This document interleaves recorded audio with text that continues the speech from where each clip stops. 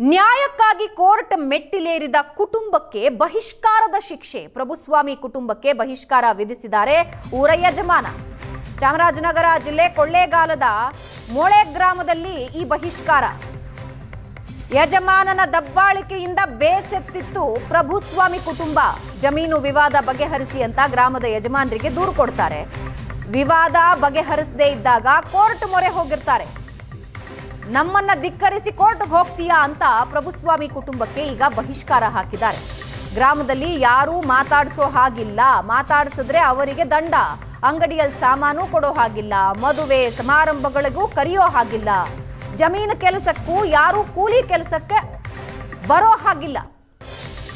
ಊರಿನ ಯಜಮಾನ ವಿಧಿಸಿದ ಬಹಿಷ್ಕಾರ ಶಿಕ್ಷೆಗೆ ಕುಟುಂಬ ಕಂಗಾಲಾಗಿದೆ. ಪೊಲೀಸರಿಗೆ ದೂರು ನೀಡಿದ್ರು ಯಾವುದೇ ಪ್ರಯೋಜನ ಆಗ್ತಾ ಇಲ್ಲ ನಮಗೆ ಅಂತ ಕುಟುಂಬ ಅಳಲು ತೋಡ್ಕೊಳ್ತಾ ಇದೆ.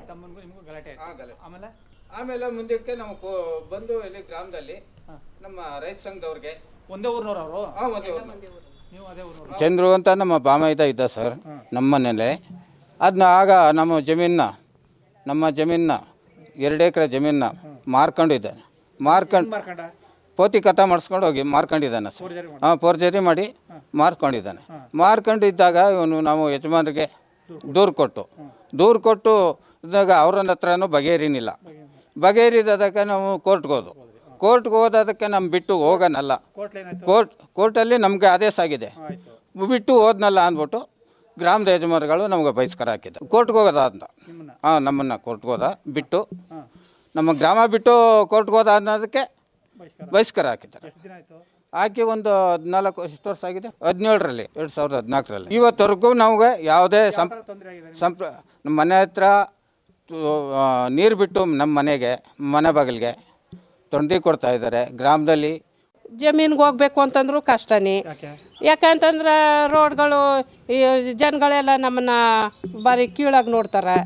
ಆಳು ಕಾಳು ಯಾರೂ ಬರೋಲ್ಲ, ಒಂದಕ್ಕೂ ಯಾವ್ದಕ್ಕೂ ಬರೋಲ್ಲ ನಮ್ಗಳ್ಗೆ. ಇನ್ನೇ ಏನು ಮಾಡೋದು ಸರ್, ನಾವು ಅವಾಗ ಮದುವೆ ಮುಂಜೆಗೂ ಯಾರು ಕರೆಯಲ್ಲ, ಒಂದು ದೇವ್ರದ್ದು ಇಲ್ಲ, ಒಂದು ಎಡನು ಸಡನು ತಕತಾ ಇಲ್ಲ, ಪೂಜೆನೂ ತಕತಾ ಇಲ್ಲ, ಒಂದು ಊರು ಸರ್ದಿನೂ ತೆಗಿತಾ ಇಲ್ಲ. 14ರಿಂದನೂ 1 ರೂಪಾಯಿನೂ ನಮ್ಮ ಹತ್ರ ತಗೊಂಡಿಲ್ಲ. ಒಂದು ಯಾತಕ್ಕೂ ನಮ್ಮನ್ನು ಕರೆಯಲ್ಲ. ಒಂದು ಹಬ್ಬ ಮಾಡಿದ್ರು ಇಲ್ಲ, ಒಂದು ಇನ್ನೊಂದು ಮಾಡಿದ್ರು ಯಾವ್ದು ಮಾಡಿದ್ರೂ ಇಲ್ಲ. ನಾವು ಹೆಂಗೆ ತನ ಬಾಳಾಟ ಮಾಡಬೇಕು, ಯಾವಾಗ ಜೀವನ ಮಾಡಬೇಕು, ನಾವು ಯಾವ ರೀತಿ ಇರಬೇಕು ಊರಲ್ಲಿ?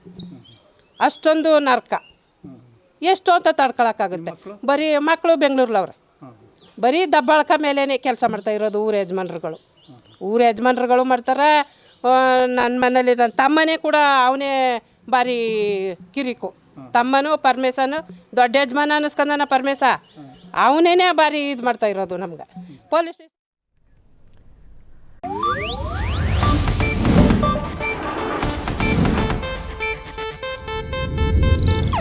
ಇದು ಏಷ್ಯಾನೆಟ್ ನ್ಯೂಸ್ ನೆಟ್ವರ್ಕ್ ಪ್ರಸ್ತುತಿ.